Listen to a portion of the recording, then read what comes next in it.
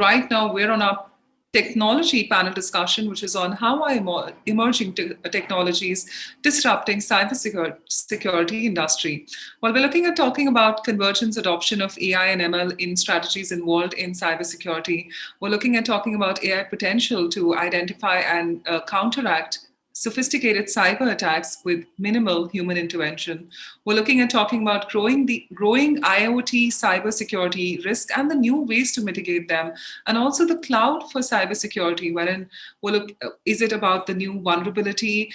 And we're also talking about the technology supply chain risk assessment, how to find a reliable partner for successful cybersecurity journey. Well, ladies and gentlemen, for this interesting topic, we're joined by our eminent panelists. First up, Erdal Ozkaya, the regional CISO, Standard Chartered Bank. Well, Mr. Erdal is known as a passionate solutions-focused professional with a comprehensive global background with the information technology, information security, and cybersecurity fields. He's a public speaker, an award-winning technical expert, a book author, and a writer of certifications. Mr. Erdal is committed to delivering accurate and accessible resources to inform individuals and organizations of privacy matters in the internet age. Ladies and gentlemen, we're also going to be joined by Sara Al-Megbel, the member of Women in Cybersecurity Middle East Kuwait. Well, Sara, being a member of the Women in Cybersecurity Middle East group, she's somebody who comes from the industrial engineering background with a focus of digital and IoT technologies. She has proactively pursued opportunities that aligned her with the background and the skill set she possesses. Hence, she contributed to multiple hackathons, conferences, and competitions. We're also joined by Samiyah Alanazi, the lead IoT and lead IT and /OT Cyber Security Analyst of Women in Cyber Security Middle East, Saudi Arabia. Well, Ms. Samiyah, being an IT, OT, ICS cybersecurity analyst. She's somebody who is an active member of Women in Saudi Arabia, Middle East, and is acting as a Saudi affiliate. She's somebody who's working in different industries and implementing several cybersecurity standards and cybersecurity awareness training and building a cyber-aware culture in enterprises. And ladies and gentlemen, this entire conversation is going to be moderated by Ashleigh Watson, the Chief IT Cybersecurity Consultant, AI Yusr Leasing and Financing, Saudi Arabia.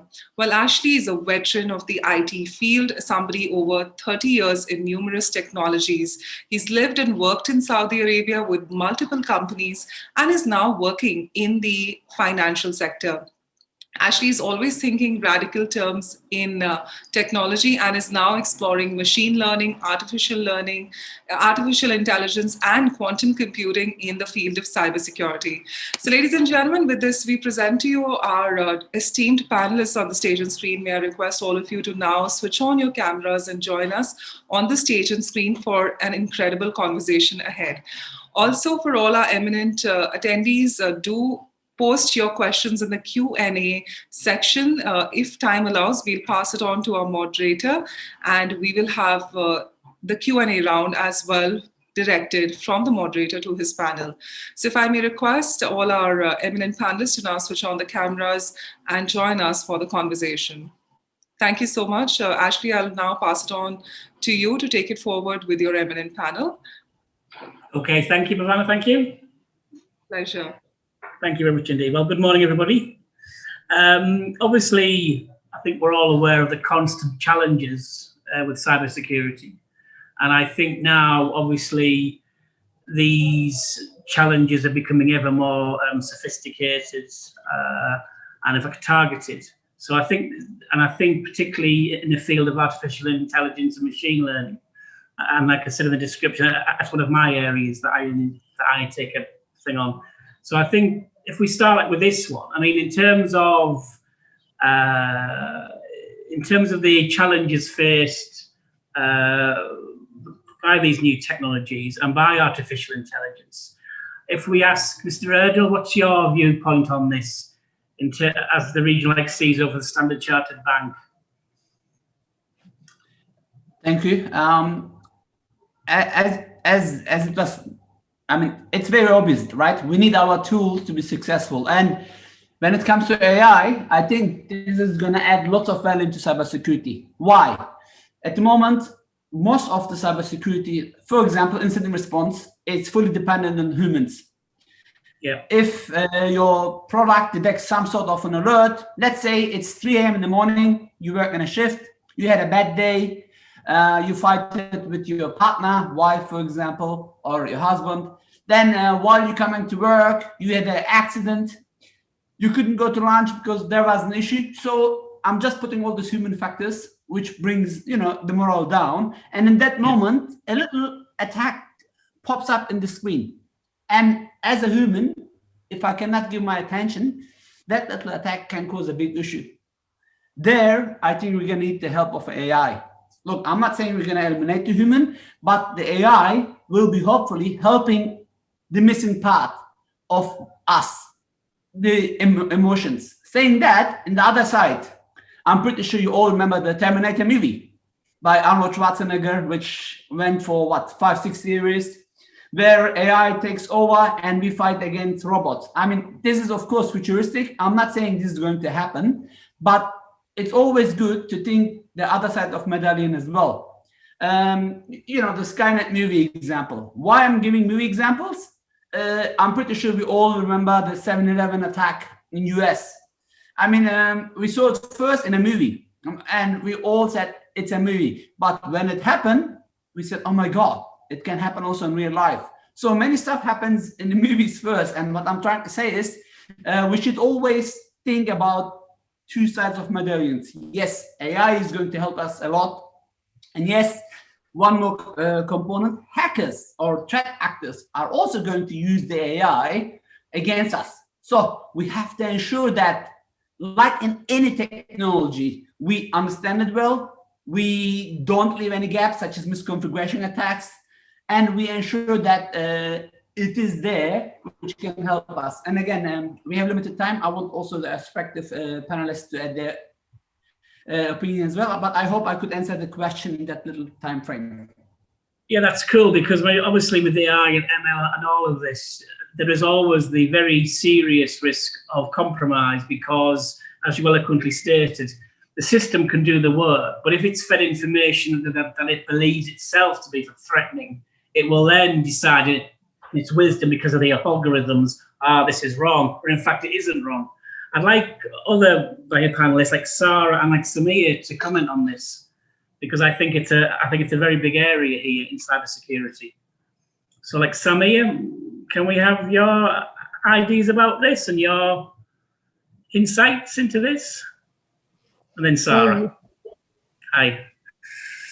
Yes, hi. Thank you. Yes, if we will talk about the cybersecurity and emerging technology, let's talk more first about the cases of the data breach. For this year, it's increased 53% or more than from those reported up from the past years. So just to talk about the importance or how we emerging the technology related to the IoT. First of all, if we talk about the experts in the IT or the cybersecurity or professionals, for the current time, or as you know, we don't have enough SOC materials and we need more experts. And as my colleague mentioned, not all the time they can work on all the tasks, or they can do a mitigation on some of the discovered vulnerabilities. So that's why it's very important to adopt the AI and ML in the organization. Because as you know, the hackers for the current the hackers are becoming smart because they are testing unlikely resources and to do so many threats. I'd like to Okay, hop on. I mean, obviously, I'm sorry. Sorry, Sara. Go ahead. That's all right. Sorry, Sara. Yeah, in terms of this discussion, and again, thank you for coming. Obviously, the AI and machine learning. And again, from your in terms of your perspective, obviously we've heard about in terms of like the hackers, etc. They can infiltrate these systems. What do you think we should be in terms of the counteract of these? What should we, in terms of precautions, what should we be doing to try and prevent this sort of compromise with artificial intelligence? Okay. If we talk about distributing the technology in the cybersecurity, as you know, it's quickly gaining attractions. So it's very important to analyze some of the notables that have disrupted the cybersecurity approach in the organization. Okay, thank you. Okay, Sara, thank you, Samiyah. So Sara, so what's your ideas for it and your opinion and your insights for this, Sara? So first of all, thank you, Erdal and Samiyah, for sharing your thoughts. You guys, I think, hit the nail on so many points over there. And Samiyah, I apologize for the interruption. Personally, I think that it's a very valid point, and a big part of adopting AI and machine learning comes in where it's really comforting the end user as to this is actually an enabler rather than a replacement. Because I think right now the way we see AI and machine learning is it's a threat to us, because end of the day, everyone looks down at their personal interests and everyone perceives them in such a way where this at some point is going to replace me. So I'm no longer going to be relevant. And so at that point, not only do we as all of us, I think, tend to fight AI and machine learning in terms of actually helping the adoption, but also in terms of security, we also tend to rely on it we tend to over-rely on it. So we no longer do our part. And I think that the best way to kind of look at it is, how do we get that balance where we look at, okay, so we do have AI and machine learning as enablers, and they do promote security. But at the same time, how do we make sure that the user also perceives that? So this is very good. I mean, in terms of, this is a very big subject, obviously, time's against us, but do you see a day, Sara, when, not now, not tomorrow, not even next year, but when, for example, the cybersecurity operations part is totally encompassing artificial intelligence, where there is a need for 0 individuals? Do you ever see that day happening? Or do you think it's so far-fetched it'll never happen? There's always the need for human input. I think we're always going to need some kind of human input, in terms of you as an end user also need to be smart with your own information assets. You need to be careful with what you have and what you own. But at the same time, I do think that the adoption of AI and machine learning will somewhat be increasingly common, especially now that we see how all the different technologies are emerging to help with the automated responses and the fighting and the detection of cybersecurity incidents. So that's where I think we will see it, and particularly after so many scandals that have been occurring, so many scandals and so many compromises that have been happening that could have been very easily avoided. Yeah, absolutely. Excellent. Thank you very much, Sara. Thank you. Yes. I think we've covered that one. Right. In terms, coming off that one, in terms of, obviously, another big issue at the moment is cloud. And obviously, I've got my own views on this. Obviously, the question was, is it safety, panacea, or is it a new vulnerability? I'm certainly on the side of it's more vulnerable, because of you don't have that control if it's on-premise in-house. Now, obviously, I'm not saying that if it's on-site, nothing will happen, but I think the risk is reduced slightly by having full control of it. And I'd like to hear panel's thoughts on this one. We'll start with Sara, and we'll work our way around again. Sorry. So what's your views on that, Sara? All right. So thank you for such an interesting topic, and it's very trendy nowadays. So it's very relevant to us. I think when it comes to cloud adoption, one of the biggest ways in which I look at it is the perspective of looking at it as a business model, really. And when it comes to any technology, we tend to look at it as the intersection of design, in terms of the design of the technology or whatever we have at hand, the business aspect of it, the feasibility, and the engineering in terms of the effectiveness and the technical feasibility of the solution at hand. And I think when it came to cloud, we looked at the engineering and the design, like the user-centered design part of it, in such a way where it was very convenient for the end user. And it's very feasible in terms of the business metrics, because in the end, it reduced so many costs that companies had to endure. However, the one aspect in which we overlooked is this engineering aspect in terms of security, because there were some vulnerabilities nowadays that we are gradually unleashing right now, that we just overlooked in some way or another, and this is where we're paying the cost for them. Absolutely, and I think that's absolutely right. And I think there's been like a rush to this. Everything has to go like in the cloud, as you get, and again, as you've stated, it's a cost implication because it does reduce the cost. However, that's offset against any of the breaches. And again, as you said earlier, in terms of all these issues that have occurred, which could have been like avoided. And I think we are heading down with a cloud architecture. If we're not careful, the same thing happening where all these issues in terms of could have been avoided. And I think, and again, you're correct in that. So thank you for that. If we now go to Samiyah, in terms of your inputs for this. Yes, if we talk about the cloud, as a prediction that will impact the cybersecurity in this year from the cybersecurity experts is the cloud. So it's very important to rush to the cloud. As you know, for the current time, all of us, we are working from home because of the COVID-19.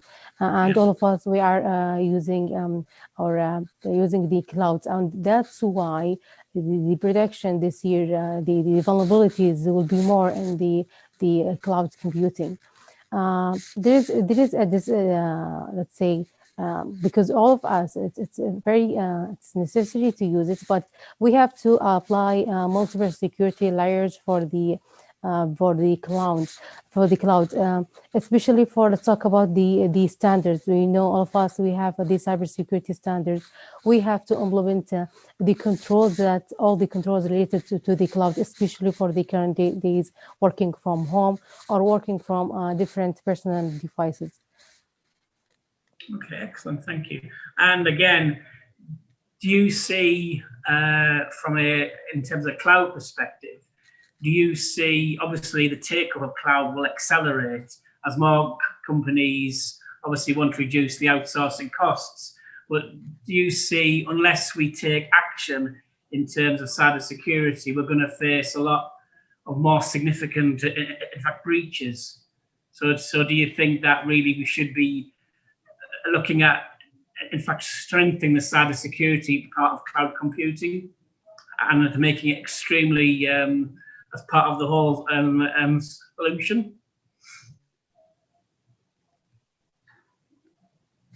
Yes, for sure, yes. Yes, okay. Right then, Erdal, let's have your opinions on this then. I'm going to look from the other perspective. Now, we all use cloud for so many years, right? Regardless, let's say you're using a data center managed by you, or you use a third party, a telecom provider. Honestly, you have to look at the vulnerable part, as you said. Okay, what are the vulnerable part? Many people, when we look at the cloud attacks, all right, which I spend lots of time, most of the attacks is not because of the cloud provider's fault. It's because of our fault. Like when you look at the Amazon attacks, which happened recently, where people found lots of databases, it wasn't Amazon's fault. It was the end user's fault who misconfigured the security. Again, cloud, I think, is going to be a very important part. I mean, it is already. So since 1996, we're using Hotmail, Yahoo, Gmail. Who doesn't have one of those email addresses? We all do. Who never use Skype, WhatsApp? We all do. Or when it comes to business, who's not using OneDrive or Dropbox? We all do. I mean, now, back to your question, is it really, when we look again into the attack vectors, most of the time, the attacks happen because us, the end users, or the IT, or you name it, we didn't configure it well.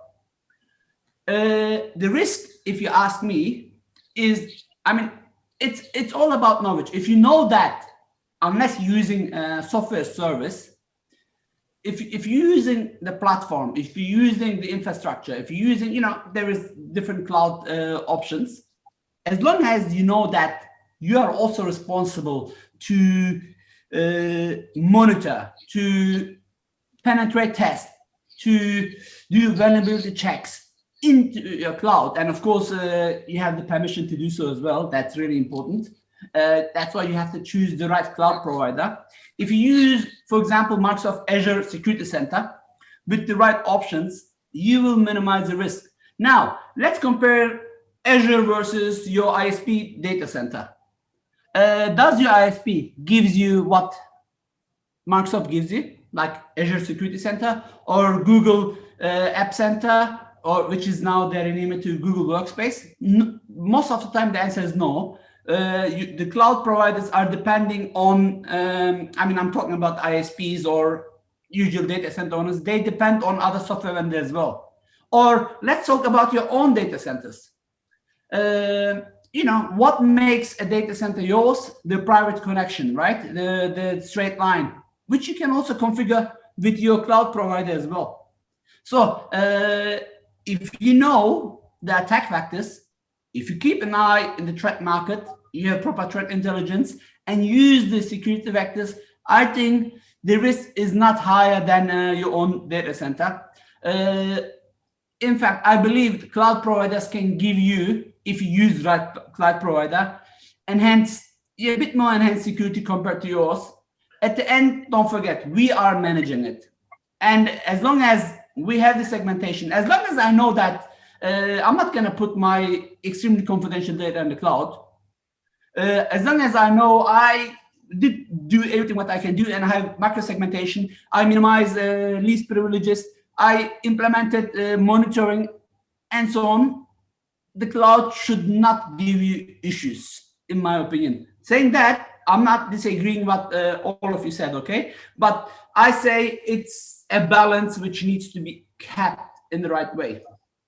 That's fine, but however, the comment you said that if it's in a cloud, it's our responsibility. However, if the provider makes a blunder or a mistake, a quite serious configuration mistake, and we are paying for this service, and let us assume that this company X, whoever X is, and the IT function in terms of skill level just isn't there. And if this provider, this cloud provider, has made a significant mistake or configuration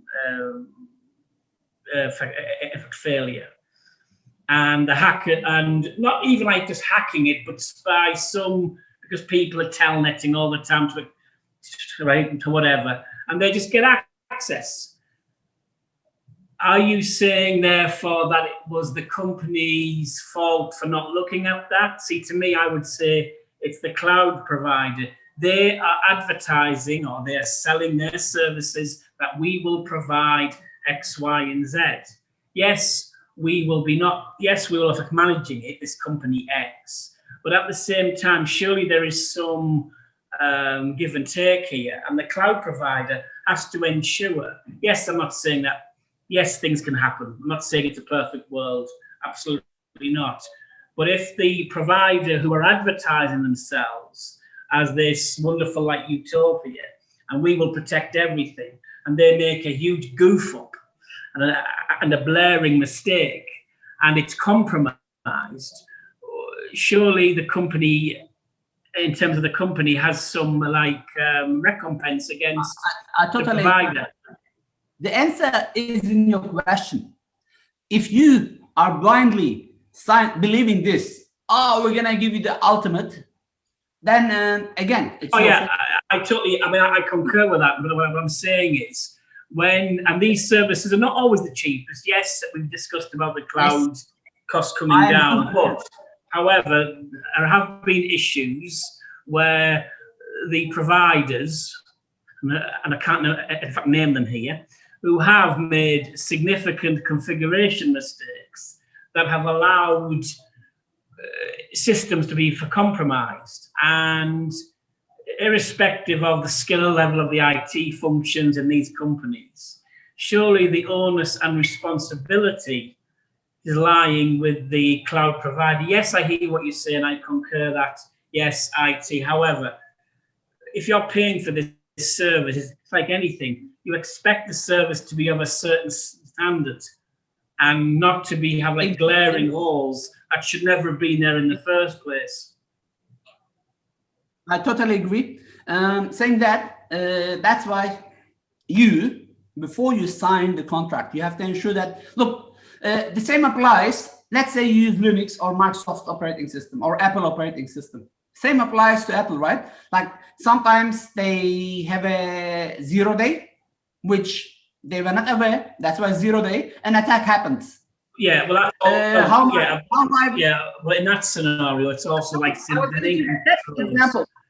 So what can you do at this stage when the cloud provider? And if you look again, please don't get me wrong. I am with you. That's why it's really important to select the right cloud provider and have the right agreement. Look, we should never ever just rely on sellers. Look, without sellers, we cannot work. But our biggest mistake, again, I worked for Microsoft for years.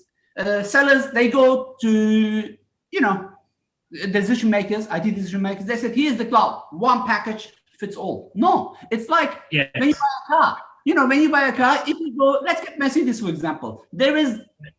Let's get the e-model. There is a cheaper e-model called E200, E300, E350, AMG, and the top. There is different levels. There is nothing which fits. There is no shoe which fits all size.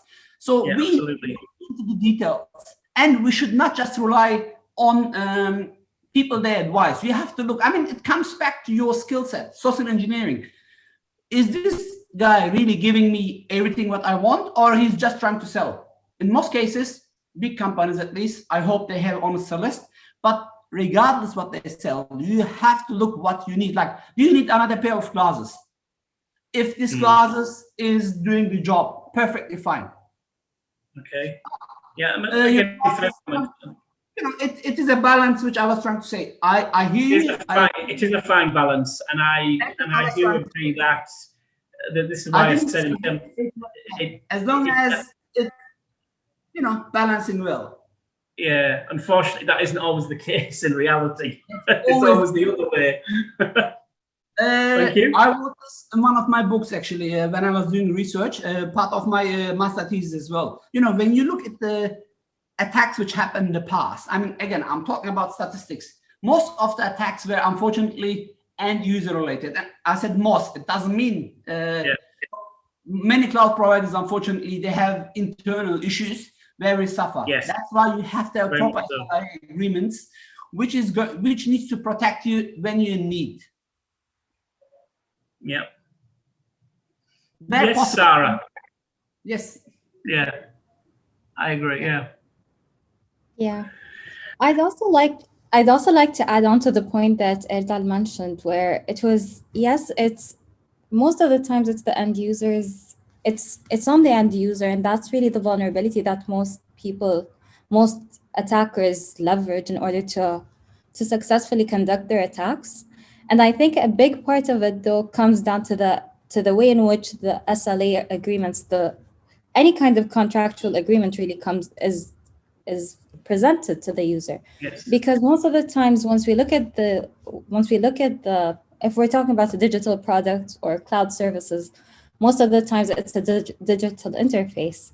And if you're looking at it from a phone, from a tablet-sized phone, or from a laptop, or whichever screen you're looking at, most of the times it's either too small or it's very heavy text. In that case, that very really exactly. And I think this is the major reason in which we don't even read them. Back to Sara. That's a common thing. Before you sign, yes, that's when we need a credit card. Remember, I mean, now I work for a bank, but there is like 100 pages where you need to sign page by page, and or when we install Windows, we always click F10 accept, right? Who read it? Or when you install any app in your Android or Apple phone, we always accept. I totally agree with you. But again, it's us who accept the risk by not reading it. That's why before, I hope you have a seller. If you have a seller, if not, if you're a small provider, you either buy it or not. Nobody cares about us, unfortunately. But if you're signing a contractual agreement, then you have proper account managers, you have technical managers. When I say end user, I'm talking this time as IT end users, okay? I'm not talking about Pamela who consumes the service. I'm asking about Georgia who installs the service, who's responsible of providing the service in the company side. They have to look into details. And if they can do their due diligence right and provide the right feedback to the decision maker, then honesty, yes, I accept should be an issue. So it is, again, knowledge is the power. That's why we should really understand what is being provided to us. It's like any medicines, like we're getting at the moment the vaccination, right? There is lots of risk, but while getting the vaccination, we accept the risk, because if not, there is COVID which might kill you, or there is the vaccination which is might give us some side effects.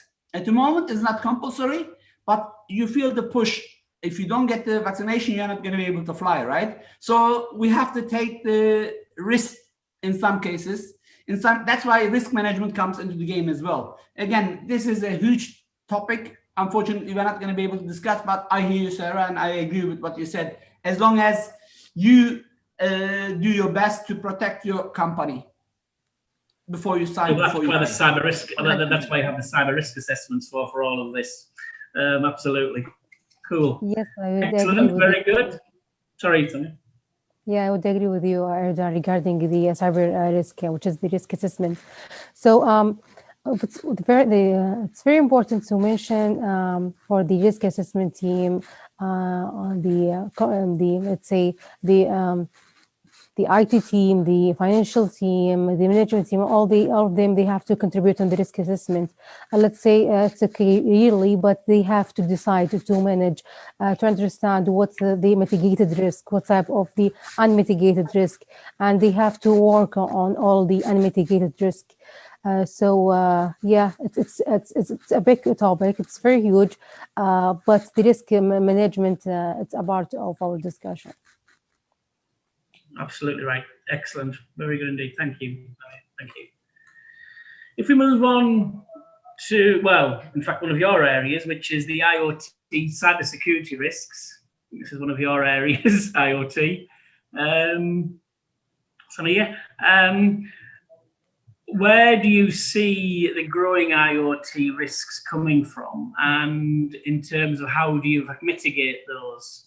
And I'll ask you first on this subject with IoT. Okay. Not IoT, not Internet of Things, OT. Operation technology. So if you talk about the risk, how we can mitigate the risks. Yeah. Okay. So first of all, we have to do some zones and conduits, okay? Because you cannot define the risks in the all areas. Some risks are applicable only for this area. So first of all, you have to define the zones and the conduits. The conduits, I mean, the data transfer between one location and two locations. Some of the risks are applicable or on this location, but there is a conduit transfer to another location. So first of all, we need to define, to mitigate the risk. Before we do risk, we have to do the zones and conduits and prepare a better diagram. If you don't follow, or let's say, if our current zones and conduits, it's not very useful and will not help our organization. So we need to do change, to segregate, to do a segmentation on some of networks. Then we assess all the, let's say, we'll assess each zones and decide what's the threat factors will apply on it. what are the assessments for mitigated and unmitigated. So for some of risks, let's say acceptable risks, there is countermeasures exists. With the new agreements, with new technology, with the new, let's say, any new change in the organization, you will find out some of the countermeasures that exist. So in this case, we take all the risk as we consider it as unmitigated risks, and we solve.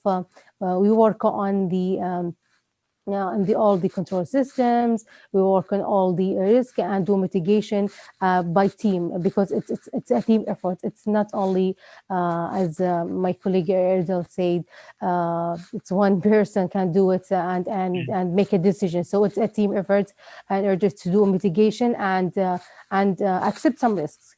So it's very important to work on and do the risk assessment before mitigate the risks that you already know. Excellent. I mean, in terms of IoT in itself, obviously we discussed about machine learning earlier and the artificial intelligence and how it's increasing more and more. Do you also see with IoT it growing exponentially over the next couple of years, where this becomes a significant cybersecurity concern? Or do you see it that IoT will perhaps just plateau off? Or do you see it continuing this rise of IoT, like machine learning will constantly increase? Do you see this happening with IoT as well? Yes, I would agree, because as the IoT, it's very important that will help to analyze vast amount of data, and especially for the AI that makes that possible. So it's play a role in adopting or play a role in protecting all the endpoints. Okay, excellent. Right, Sara, can we have your insights on this? Sure. So I was the one I did my focus on IoT. Yeah. And so looking at, when we're talking about IoT, I think that it's something that will grow, and the adoption of IoT will grow, particularly when you're talking about personal uses. However, I don't think it will be as fast as you're talking about AI and machine learning, because I believe that the concept of IoT is something that's we're already doing it, but it's somewhat perceived as too futuristic to be captured to an extent. Yeah, I do agree with that assessment. But do you see, obviously, again, we've discussed AI, machine learning, and all of that good stuff. But like I said, so you just think that with IoT, it'll just flatten off, it just won't increase, it'll just flatten over the next couple of years? You won't see any dramatic splurge for this? I don't think it's going to be a massive one, but I think that we will see it increasing at some point. Right, okay. Thank you very much. Right, Mr. Erdal, can we have your comments about this? I recorded a video on my YouTube channel, and I predicted that IoT is going to be one of the big attack vectors this year again. Remember last year we had a huge IoT DDoS attack, could be before, time is flying after COVID. And again, when we look, it was default passwords. It was again misconfiguration attacks. We're going to rely on IoTs because it's making our life much easier. While in shopping center and malls, you can see, hey, it's green, I can park my car there. While you are in a hospital, these devices can make your life easier. They are today everywhere, and the more I think the prediction is to have billions of devices very soon connected to the internet. Comes back to the basics. It's like, in COVID-19, if you don't put your mask, if you don't use your hand sanitizer, I don't know where it is, somewhere here. If you don't keep your social distance, you will get your COVID-19 more likely. Same applies to anything in technology. We have to really, okay, IoT is important, but if we segment those in a different network, if we minimize as much as possible the risk on those, we can be more secure. But unfortunately, the ones they don't know the past will never foresee the future. Looking at the past, looking at our behavior, being a bit lazy, I'm talking as humanity, assuming it's secure, is letting me predicting that those things gonna be big again. Same applies to 5G, for example. Everybody started, even Apple finally went to 5G. It's big, it's complex. Unfortunately, it's new. And it's like the dark. Why most of the people get scared of the darkness? Because you cannot see, you don't know what is there. Especially even if you're in your own house, right? If it's dark, you take care. But if there is a big light, you have your confidence to move easily. Same applies to knowledge. If you know you have everything under control, if you take control of the CIA, the confidentiality, integrity, and availability, and you implement the right controls, again, and you always know that hackers can be inside any second, you accept the assume breach mentality, and you adopt you are fully aware and adopt the latest trends where possible, I think you should be a bit more comfortable.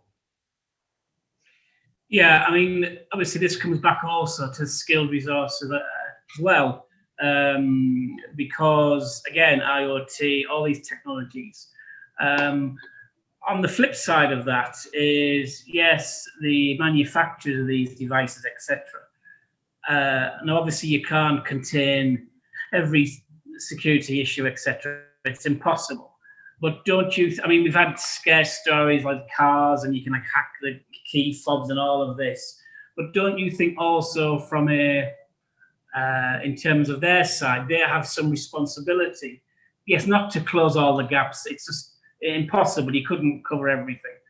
However, to again just inject in terms more of the security, like protection on these devices, or perhaps you saying it's more the onus is on the event, is on the individual to say if they get like a BMW 7 Series, is it up to them to make sure that they secure the key fob in a safety room, in a safe? Is this what you think? Yeah. Yes, 100%. They should, unfortunately, like in everything, security is always added later. And let me get the key. Oh, looks awesome.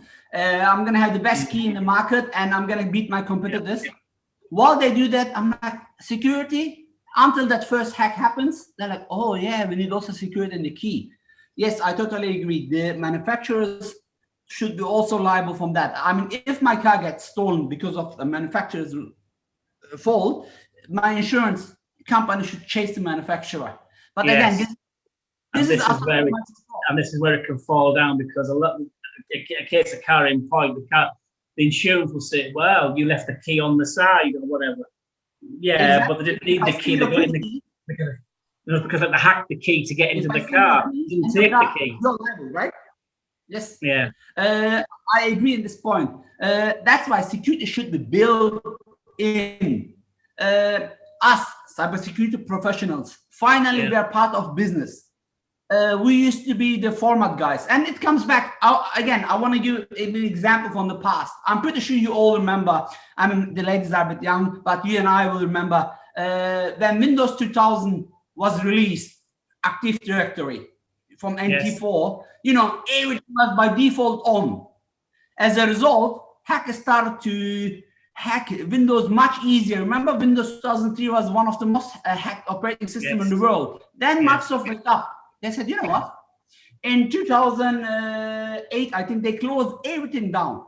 All the services were closed down, and they had to enable themselves. Same with Apple. Look, after... Sorry? This was when Bill Gates sent all the developers on to secure coding course, when he sent out that email regarding Windows XP. For the first time in Microsoft's history, in 30 days, no code was produced, purely because of the concerns from him that this is not secure at all. And for 30 days, not one line of coding was produced by Microsoft in its history. So yes, they do take action, but usually it's after the horse has actually left the stable. And this is another issue. which would be a good discussion point, but as we're running out of time, but thank you for that. Excellent. We have run out of time, but I would like to say thank you very much to all of you for a superb discussion. Really enjoyed it. And let's go for the future. So thank you very much indeed. Thank you, Sara, Samiyah, and Thank you. Thank you very much. Pleasure. Really enjoyed it. Thank you. Thank you. Beautiful to have equal size of women in the event. Thank you for the organizers to Thank make you. it a diverse event. It's always a pleasure to see more females in the events. Absolutely. Thank you very much. Thank you very much. Thank you to all the panelists. Thank you for joining us today. Thank you so much. Thank you. Thank you. Have a great day.